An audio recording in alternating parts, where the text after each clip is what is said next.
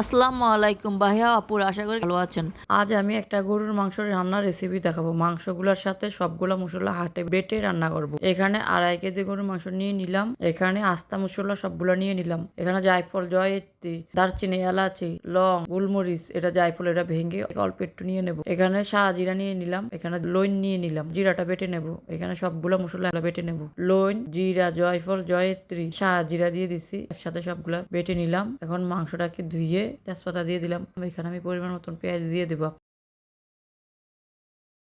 জিরাটা বেটে নিলাম, গরম মশলা বেটে নিলাম। গরম মশলাটা এখানে 1.5 টেবিল চামচ দিয়ে দিলাম। 1 টেবিল চামচ জিরা দিয়ে আর অল্প একটু জিরা দিয়ে দিলাম। এখানে 2 টেবিল চামচ আদা বাটা দিয়ে দিলাম। 2 টেবিল চামচ রসুন বাটা দিয়ে দিলাম। টেবিল চামচ ধনিয়ার গুঁড়া দিয়ে দিলাম। হাফ টেবিল চামচ হলুদের গুঁড়া দিয়ে দিলাম। 2 টেবিল চামচ মরিচের গুঁড়া দিয়ে দিলাম। এখানে পরিমাণ মতন লবণ দিয়ে দিলাম। এখানে 1 কাপ পরিমাণ সরিষার তেল দিয়ে দেব। দিয়ে এখন ভালো করে মেখে নেব।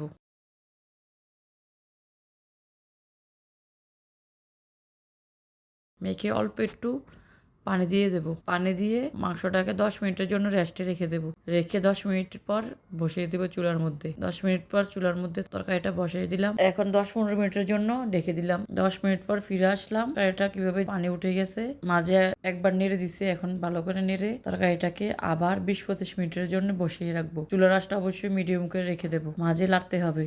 20 মিনিট পর ফিরে আসলাম। তরকারিটার রসাটা শুকিয়ে গেছে কিছুটা। মাঝে 2বার নেড়ে দিছি। এখন আবার ভালো করে নেড়ে মাংস তরকারিটা একটা পাতিলে ঢেলে নিয়ে নেব।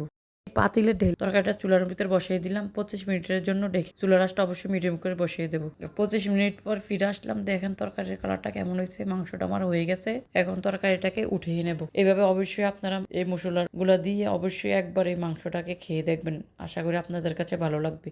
আমার ভিডিওটা ভালো লাগলে অবশ্যই লাইক কমেন্ট শেয়ার করবেন। আল্লাহ হাফেজ।